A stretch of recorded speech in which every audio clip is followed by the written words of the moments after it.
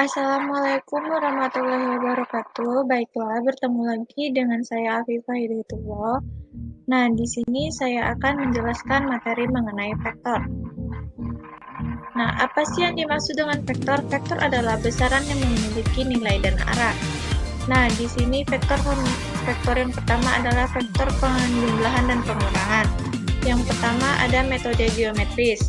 Metode geometris ini terbagi menjadi 3 metode. Yang pertama adalah metode segitiga. Bisa dilihat pada gambar berikut. Ini merupakan metode segitiga.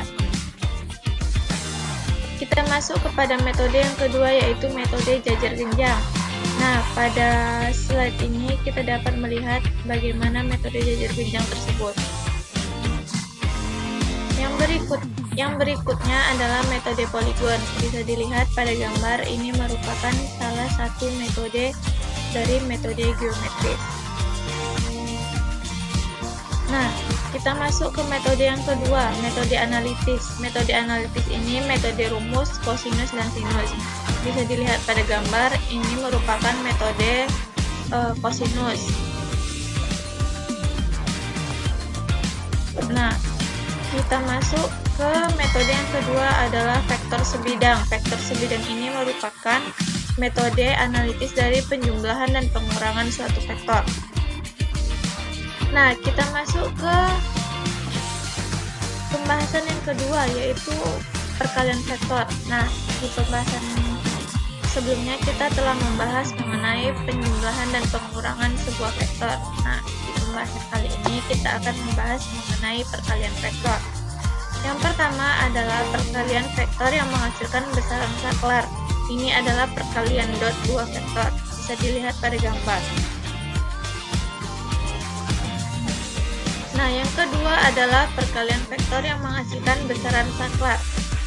Perkalian vektor yang menghasilkan besaran saklar adalah usaha. Nah, ini merupakan rumus dari usaha tersebut. W sama dengan F dikali S, di mana W adalah usaha, F adalah gaya, dan S adalah perpindahan. Yang kedua, perkalian vektor yang menghasilkan besaran vektor. Ini merupakan contoh dari kaidah tangan kanan. Nah, yang terakhir ini adalah contoh soal. Bisa dilihat dari gambar, ini merupakan contoh soal dari pembahasan mengenai vektor. Resultan ketiga vektor di bawah ini adalah, nah kita bisa lihat gambarnya.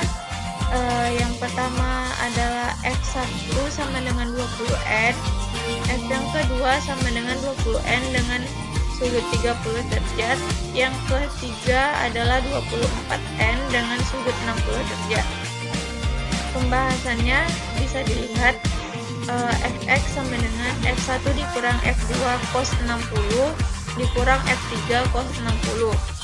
Nah, F1 nya tadi kita masukkan nilainya 20, yang F2 kita masukkan nilainya 20 dikali setengah, karena cos 60 itu adalah setengah.